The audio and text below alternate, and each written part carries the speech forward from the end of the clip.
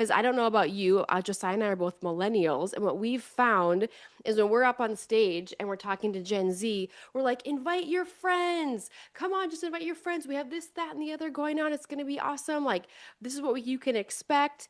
And then they look at us like a deer in headlights. And we're like, why is this not landing with Gen Z?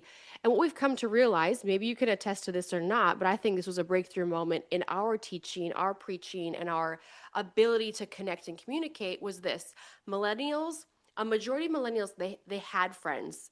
They brought people to church. They went on those snowboarding trips. They went on those mission trips. They experienced those youth events together or those young adult events. Hey, this is a special live recording replay of the 2026 digital conference. In just a moment, my wife, Micah Kennealy, shares 5 challenges that young adult ministries face. This is an amazing teaching. She unpacks practical next steps in 2026. Before that replay, be sure you're subscribed. Happy New Year, everybody. It's 2026. Here at Young Adults Today, we realized that ministry can be lonely, and it doesn't have to be. So we want an opportunity to extend an invitation to join our coaching communities and the program that we have limited spaces for that launch in February.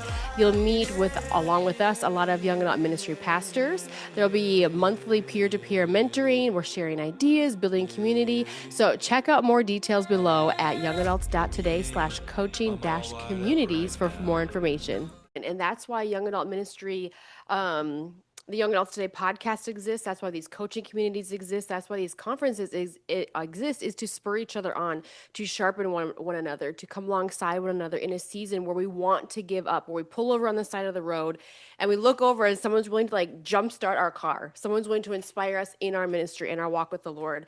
And I just want to encourage you, maybe you're sitting on this call today, and I just want to encourage you, if you are being faithful for what God is giving you and you are being obedient, I just want to set you free of this. Like, stop apologizing for who you are and stop apologizing for who you are not. Because God created and wired you for a reason. He created you, like your innermost being in your mother's womb, to know who you were, to what you were going to do, to exactly the things that you were going to be facing today. You are not a mistake. You are here in this point of time, truly for such a time as this, with all the other things going on in the world. And that's why we want to offer 2 things. We want to offer 2 winners today. One is a coaching community opportunity where you get 9 months of coaching. You get to pick the time and the coach that works best for your schedule. And then the other thing we want to offer is a giveaway. There's 10, oh, Josiah's saying there's 10 groups. There's 10 different groups to choose from. So it'll be an amazing opportunity for you to pick what works for your calendar and schedule. And the second ticket that we want to give away is a conference ticket. So we have a Midwestern conference that we do up here in Minnesota in the month of March. And if you really want to get over to Cali, you can get a free California ticket over there with our West Coast conference that we team up with Mariners Church. So Josiah, do you happen to have the winners? The coaching community. Oh, coaching communities. Okay, is there a Troy Dwayne? Make some noise, Troy. Is he still here? Troy. I'm not seeing him. Maybe I'm slow. Going once. Do they have to be present? He commented on the chat. He did? Where am I at here? Yeah, you said Troy Lamb?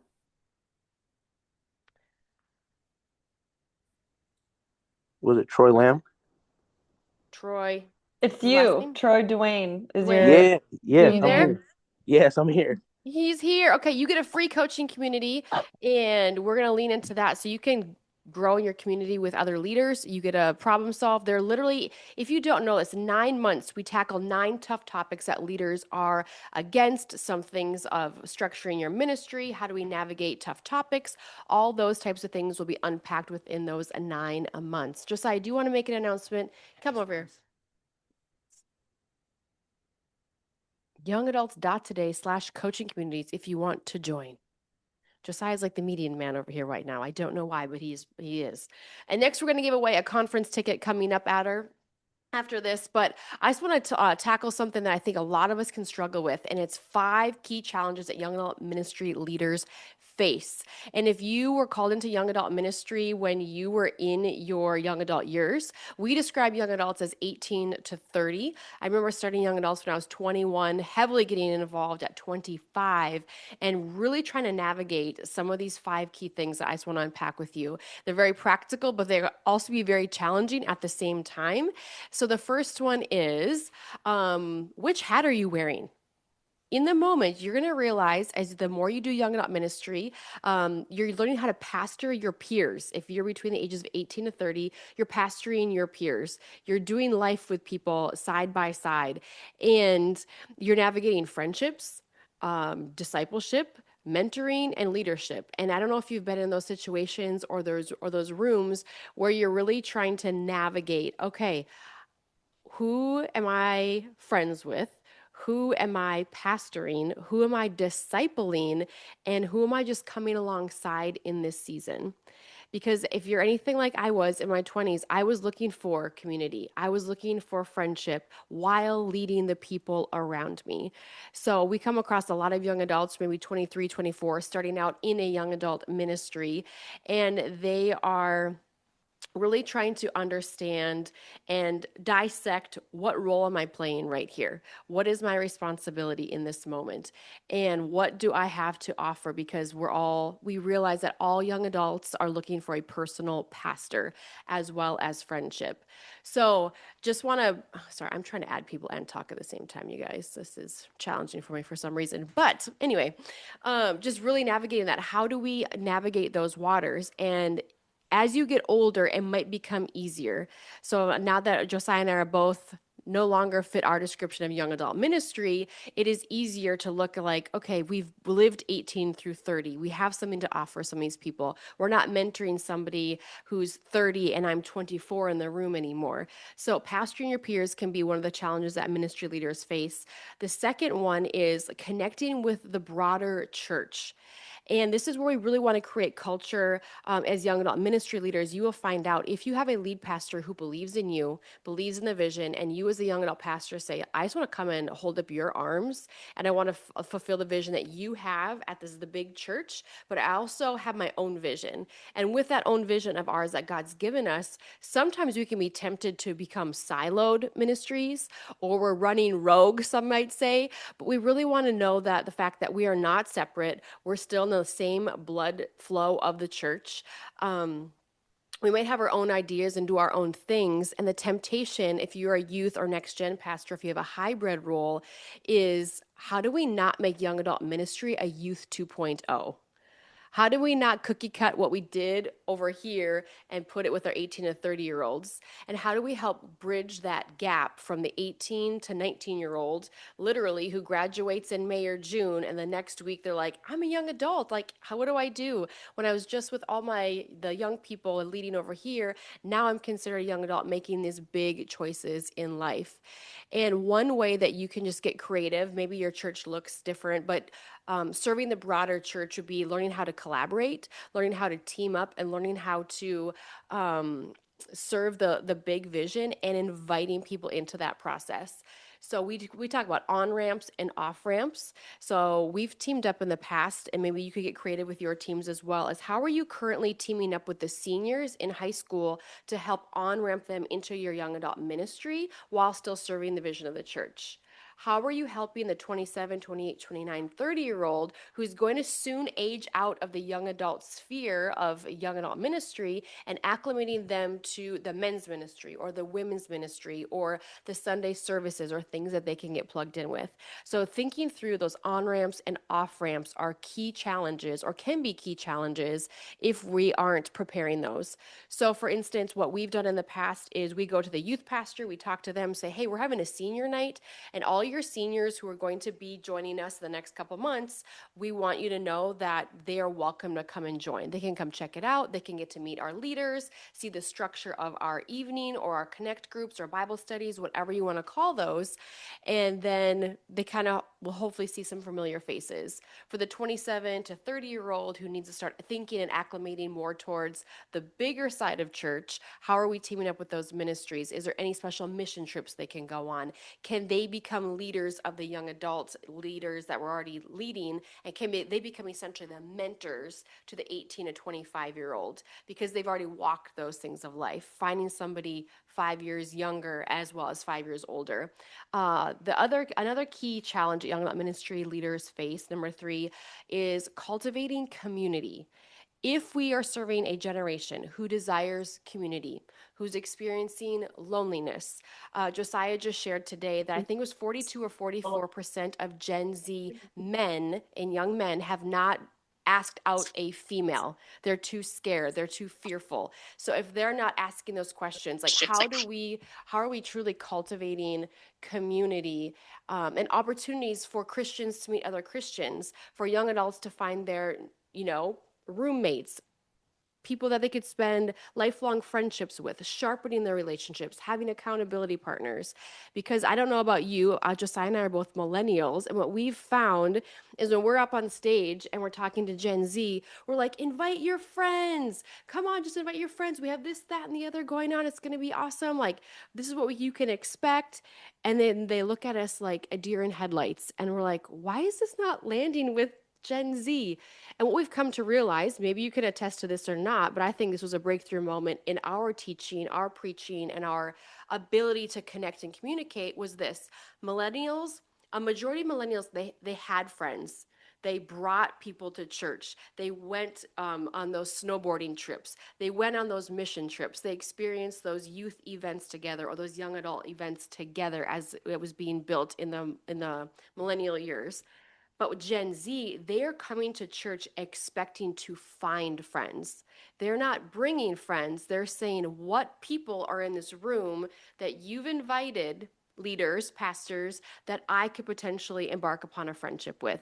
And then it's our job as leaders to have those breakthrough moments and just create an opportunity for them to discover what's in the room instead of helping cultivate that culture by bringing people to the room. So those are just some things that we've learned. I don't know if that's true for anybody else here. The fourth thing would be answering deep questions in a world discipled by TikTok theology. So if you really want to become authentic with your young adults, it is truly diving into the deep, meaningful theological questions, pointing them to truth, pointing them to Jesus, pointing them to a deep, meaningful community where they can grow and thrive. But it's also creating that atmosphere where they can ask hard questions. They can ask deep, meaningful questions. And if we're only going to be surface level Christians or leaders, that's not going to be effective. And I think when hard, challenging times come, I was just hearing this, we can either ignore, we can either lean into it, or we can just let it pass us by. And I think we as a church have an incredible opportunity to lean into the hard things of life, lean into the hard decisions that young adults are making. And if we could be a safe place that can help navigate them, we can't hold their hand, right? They want a guide from the side, not a they want a cheerleader essentially to help them guide them. And those are just some things to be mindful of, that anybody can get on TikTok and just start spouting off, Christianese, or start posting Christian backgrounds and faith and biblical context. But in the reality of it is like, how are we teaching and equipping our young adults that God's asked us to shepherd? How are we teaching them to pray, to fast, to read the word of God, and to digest some of those hard questions? Because doubting isn't a deal breaker if they're in the room, but we do need to help them discover who God is and what he has for them. And the fifth challenge I think some of us can face is we might feel under-resourced. We might feel like we don't have a budget. We have a small budget. We got to learn how to ball on a budget. We have to get gritty. We need to start selling tickets. We need to start itemizing and monetizing things and just thinking creatively of like, wow, maybe you're as a leader sitting here like, we don't have worship leaders. We don't have, the youth department does not want to team up with us. Next gen isn't happening. Discipleship isn't happening. How do we get young adults connected to the church? And it's really just surrendering to God. Lord, if we do feel under-resourced, we serve a God who is limitless. He has every single resource available for us.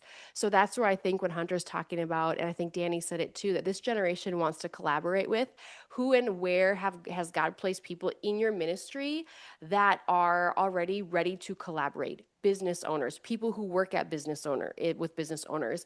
We have young adults that work at Chick-fil-A and they're like, I can get 100 free sandwiches, or I can get 100 free sandwich cards for any new guest coming through the door. So that's free. So how can we be mindful and thoughtful and really understand that, God, you're asking us to do this?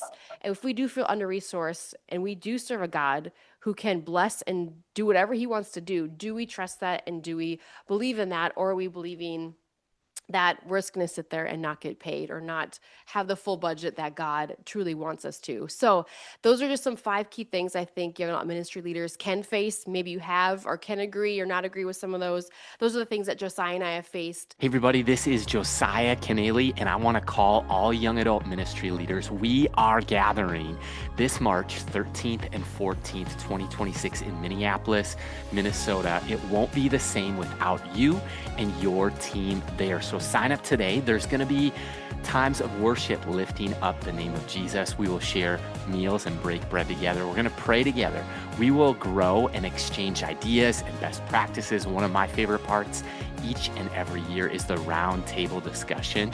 You're going to hear from trusted voices in church, leadership, and young adult ministry through main sessions, through panels and Q&A times. It's not just an event though. This is a community, your home base for young adult ministry as a leader. Let's start the year off strong and together, and we will reach the next generation for Christ.